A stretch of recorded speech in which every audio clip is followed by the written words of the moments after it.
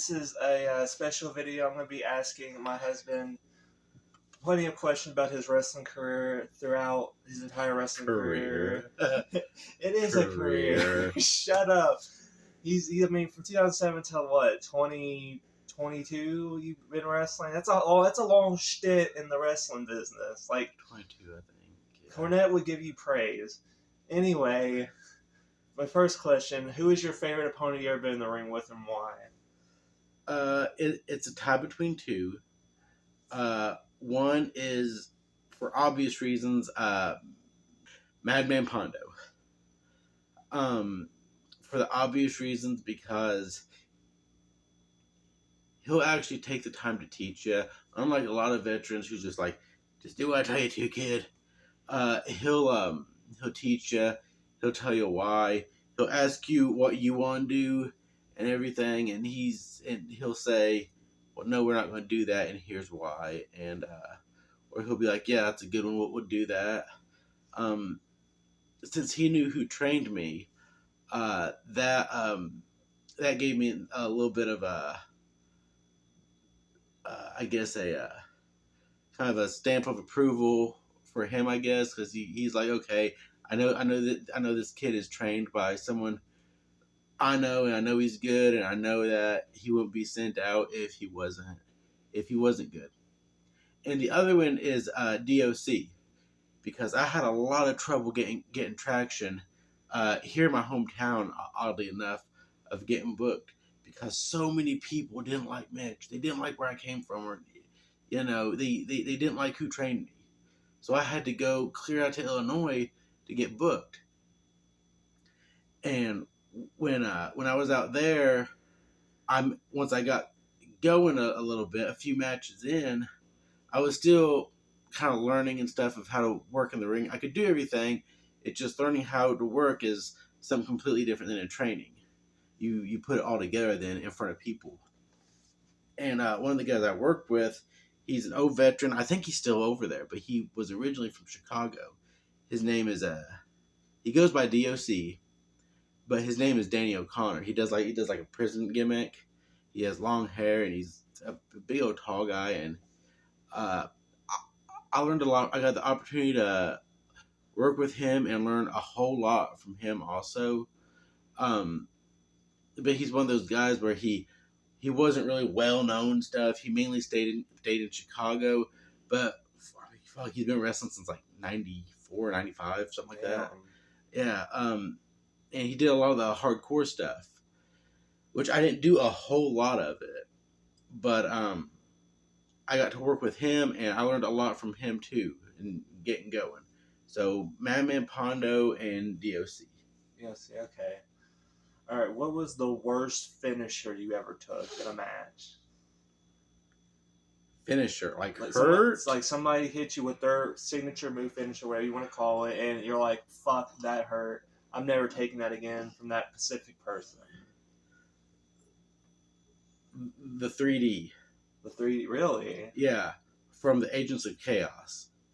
They're these two guys from St. Louis. One of them's a skinny black guy. One of them's a big fat a white guy. When they first came in, the Shield was big at that time. They were dressed like the Shield. They were almost kind of like the APA. You paid them to take care of your problem. And since they didn't really have much to do with them, they didn't have much to do with me and Smoking Jay. They're just like, okay, we'll throw you guys out. Every fucking show for months and months and months, I'm taking this 3D from these two guys that are two completely different sizes. Half the time, when they go and lift me up, they miss my head, or they miss. It's just their timing was off, and I dreaded taking that. So, I asked to take anything else, and I hated that. So you said they were probably your worst opponents you ever been in the ring with, too? By far, no. I've worked with a lot of worse people, but by that time, I've been around a while to where I could work with where I could kind of call my own shots, and I had to work with a lot of green kids and a lot of guys that were veterans, been around a lot longer than me, that were from Indianapolis. Imagine that. That are, I'm not gonna say any names, that are just god awful. And because they're so horrible, they make me look awful. And it's just like, UK, it's oil and water. I wrestle in old fashioned Southern style. That's the way I was taught. You follow me in the ring, I'll walk and talk. These guys could not walk and talk for shit, like at all. And the stuff they want to do, it's like, okay, I knock you down, boom, you take a bump for them, thinking, okay, they'll take advantage of it, drop an elbow, stomp me, something. No, they'll pick it back up. Clothesline, you're gonna go down again. Okay, I'm down again. Do something. I'll pick you back. It's like a Catholic church at that point. Getting down, getting up, getting down, getting up. It's just, my God. Make up your mind, dude. Oh my God. But yeah, the worst finisher was a 3D. You think it was hands down? If you think if somebody else was doing it, it would be more effective, it wouldn't hurt as bad, or you think that finisher just is fucking awful? It just hurts too bad to do it from anybody. I don't ever want to do it. I don't blame you, especially if it hurt all that time. Why would I want to? Yeah, every time these dumb fucks try to do it, every fucking time it hurt. Mm-hmm. But I honestly think that these guys were out to hurt us anyways. They didn't like me. They didn't like Smoking Jay. I honestly believe they were trying to get us out of wrestling. So they're like, oh, we don't know you. You must be green kids, dude. I bet I was in wrestling like 5 years longer than they were. Yeah, I remember you telling me you've been in weapon matches, hardcore matches. What was the worst weapon you've ever took into, like the back, the head, or whatever? Like, what's the worst? Like chair, barbed wire, fire, contact. That hurt or looked the best? Hurt. Like he's like fuck. A chair shot from Too Tough Tony. That was the worst thing that's ever happened. Oh my God, that hurt so bad. No, the worst thing that ever happened was that fucking 3D. Even worse than the chair shot. I would take a chair shot from Tony all day long, but then take a 3D from those assholes. But that hurt worse than anything in the world was getting hit by a chair by Too Tough Tony. I want to preface this. At this time, there was a promotion here in town. I'm not going to say what it was called. It's not around no more. It don't matter. But I saw these matches where these guys who clearly could work, Tony, Tracy, all these guys that I've seen throw chairs 1,000 times. And they'd go, ramp it all up and everything, and then tink. And it looked like garbage because they didn't want to hurt these kids. So I told Tony, I'm like, I want you to swing this chair. He's like, what do you mean? I'm like, don't give me a pussy shot like guys are doing now. Swing it how you would for Mitch or Ian or anyone else. Hit me like you would anyone else. He's like, all right. Everyone thought I was crazy for doing it. No, I don't care if this chair shot broke my fucking back. I was gonna make that look good. I was gonna make that chair shot, ring through the whole town, and it did. And I'm proud of that. I wish it could have gotten recorded. I would still be sharing that thing to this day. That chair shot was vicious, and it hurt badly. I couldn't stand for 10 minutes afterwards. All right, what else you got? The next question: if you could tell somebody that's coming up in the business now, what would you tell them? Like, what would your advice be to them? Find something else to do. Really? Don't get in wrestling. It's not what it's meant to be. It's not what it used to be. When I got in wrestling, I was lucky enough. A lot of the old timers were still around. I had every show almost. I had access to Bullpain, Ricky Morton, Bobby Eaton there for a while. Idol Stevens, what is his name? Damian Sandow. I had access to all these people all the time, and he would always bring people in, and they were you could ask them questions. Kamala was not a fan of Kamala after I met him. God, who? Tommy Rich, a former world heavyweight champion. Like I said, the Rock and Roll Express, met them a million times. Great, great, great people. Love them to death. Dutch came through a couple times. If you're from the New Albany area and you like wrestling, you know exactly what promotion I'm talking about. XCW Midwest. But I had all these people that I could ask questions to, and they would give you their old school, tried and true advice and everything, and they were there. They were there to help you. Now it's not the same anymore. It's super political. People will cut your nuts off the first chance they get. If you're not friends with the right people, you're fucked. That's why I'm not in wrestling anymore. Mm-hmm. I wasn't friends with the right people. I'm not a likable person.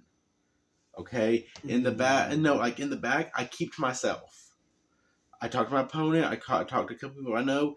If people come up and ask me things, I'll talk to them. But I'm not an outgoing, hey, people I never met, what are you talking about? I don't insert myself into people's. I'm the same way. Yeah, I'm not that type of a person. I'll sit there, I'll get dressed, I'll keep to myself, I'll talk to my opponent a little bit, I'll go out and do my things, I'll get undressed, put my clothes back on, and I'll leave. That's what I do. But because I wasn't a real interactive person in the back, I didn't get ran out of wrestling by any means. I'll say that. But it got to be too much bullshit. What used to be fun for me wasn't becoming fun no more. And it goes back to one thing I heard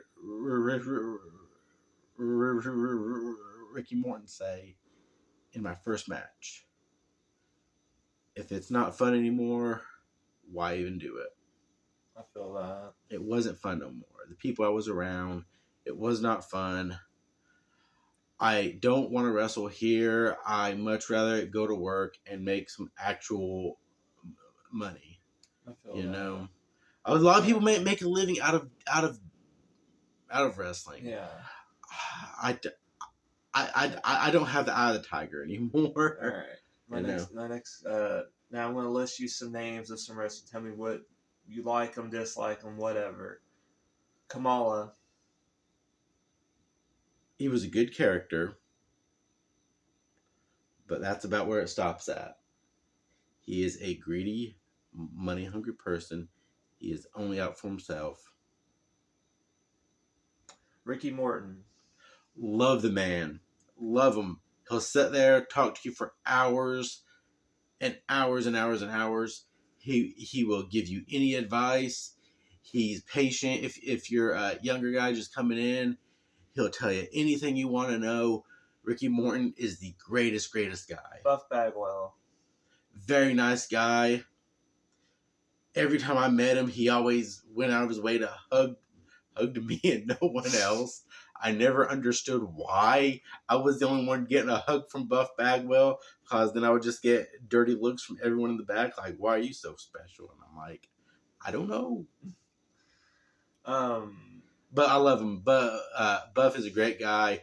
Anything bad says about him, I don't get it. I didn't see it. Every time I was around him, he was a very nice guy. Bullpen.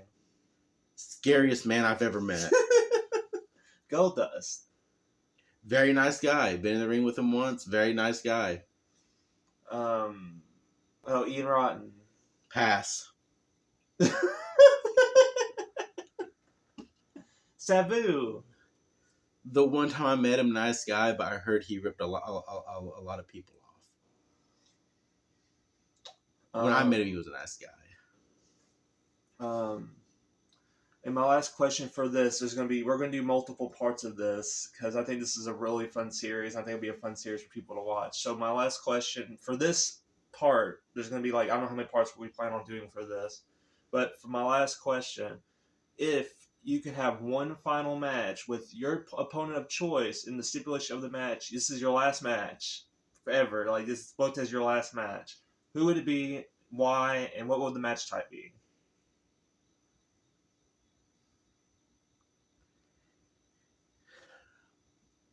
In my heart, I say Ricky Morton. Ricky Morton? For the obvious reasons, Yeah. but that's not who I'd pick. Here's my idea. I want to, and I'd be open if anyone around the New Albany area is wanting to do this or book this. Get in touch with me. I'll do it.